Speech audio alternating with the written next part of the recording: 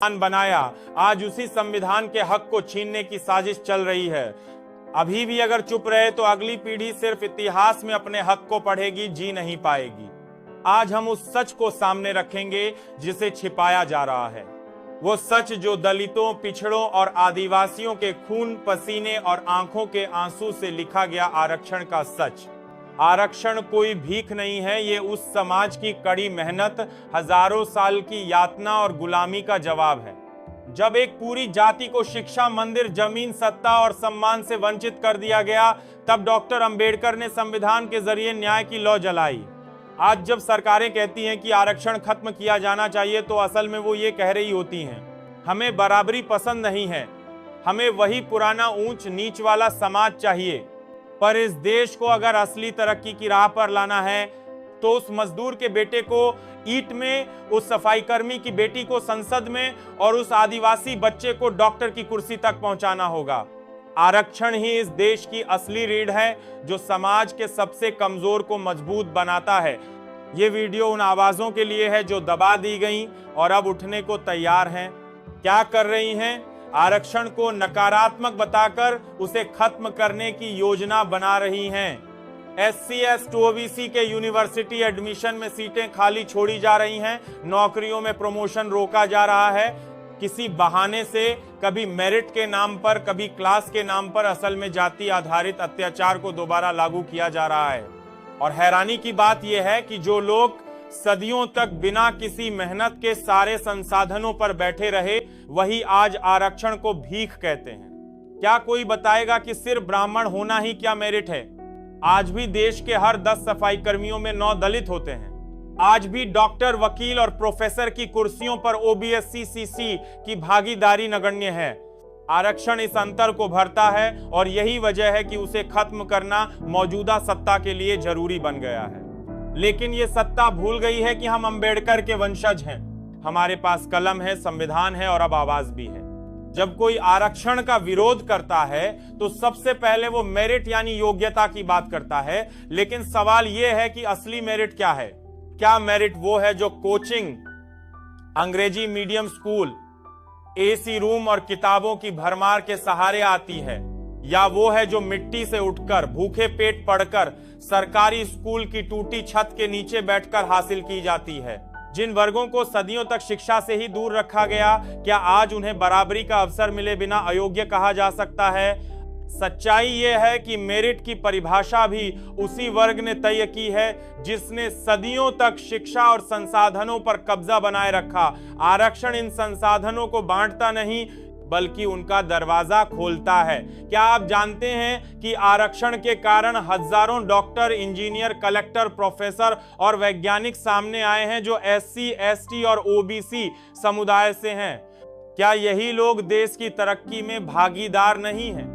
अगर आज भारत का गांव, झुग्गी और जंगल से एक बच्चा नासा, इसरो या AIIMS में पहुंच रहा है, तो वो आरक्षण की वजह से ही मुमकिन हो पाया है। आरक्षण से देश कमजोर नहीं, सबसे मजबूत हुआ है, क्योंकि जब हर वर्ग को साथ लेकर चला जाता है तभी असली प्रगति होती है। मेरिट का जो झूठ फैलाया जा रहा है, वो सिर्फ भेदभाव को छिपाने का तरीका है, कुछ खास वर्गों की सत्ता बनाए रखने की साजिश। डॉक्टर भीमराव अंबेडकर ने जब संविधान लिखा तो उन्होंने सिर्फ कानून नहीं रचा, बल्कि उस पीढ़ियों से दबे कुचले समाज को आवाज दी जो सदियों से गूंगा बना दिया गया था। लेकिन जिस देश में उन्होंने न्याय की नींव रखी, उसी देश की सत्ता ने उनके साथ बार बार धोखा किया।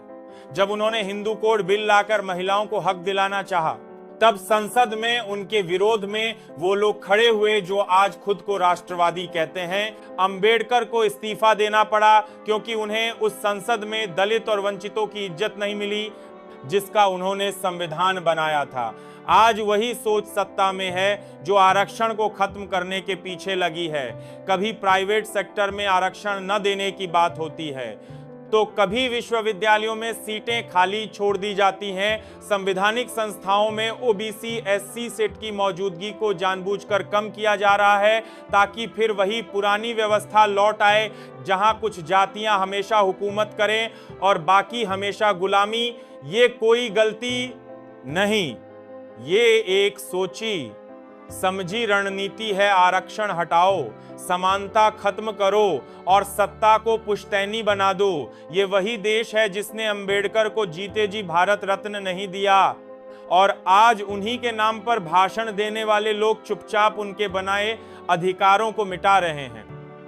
ये ऐतिहासिक धोखा है और इसके खिलाफ खड़ा होना अब जरूरी है।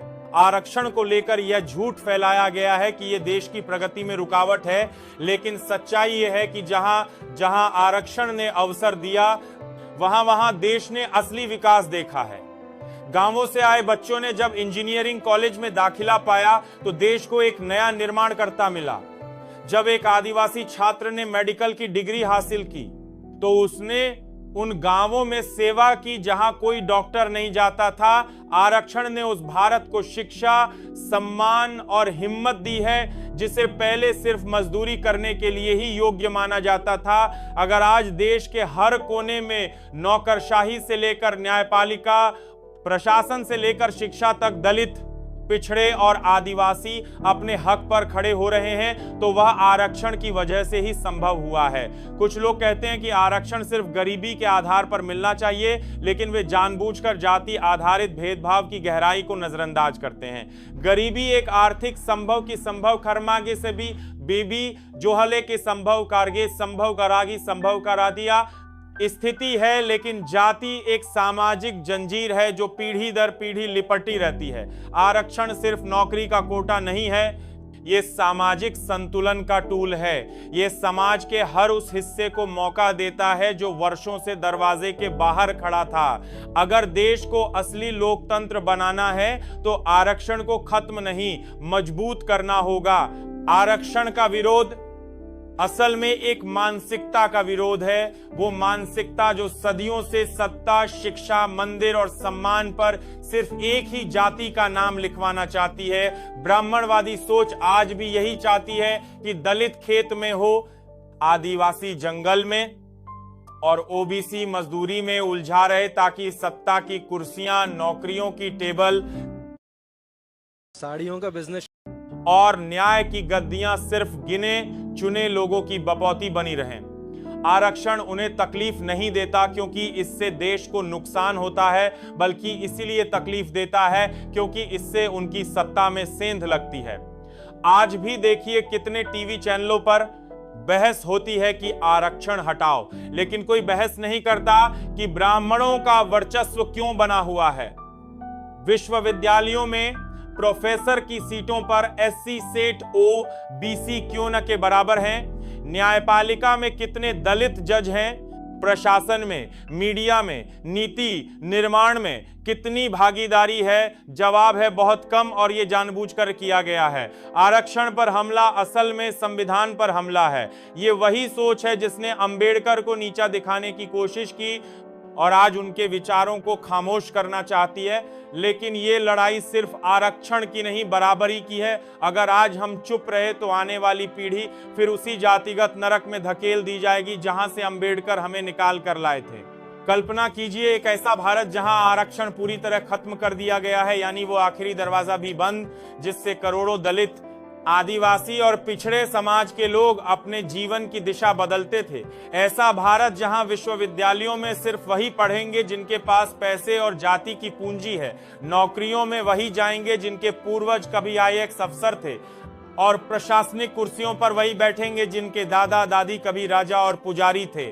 आरक्षण हटते ही सबसे पहला असर उस वर्ग पर पड़ेगा जो पहले ही हाशिए पर है।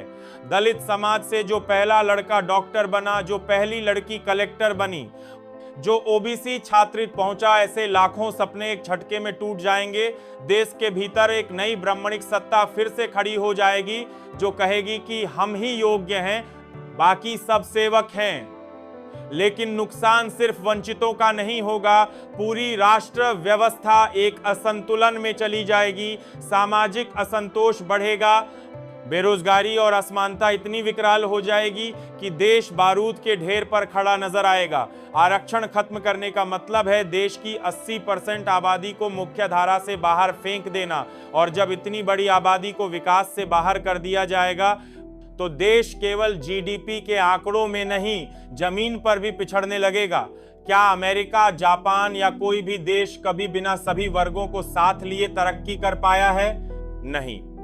फिर भारत क्यों सोचे कि सिर्फ एक जाति के दम पर विश्वगुरु बन जाएगा? अगर आरक्षण खत्म होता है तो यह संविधान पर सीधा वार होगा और इसका नतीजा सामाजिक विघटन, उग्र आंदोलन और लोकतंत्र की जड़ें कमजोर होने के रूप में सामने आएगा।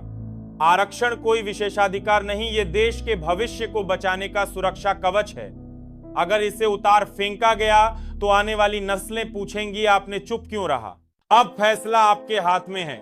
अगर आप चुप रहे तो इतिहास दोहराया जाएगा और अगली पीढ़ी भी वही दर्द झेलेगी जो हमारे पूर्वजों ने सहा।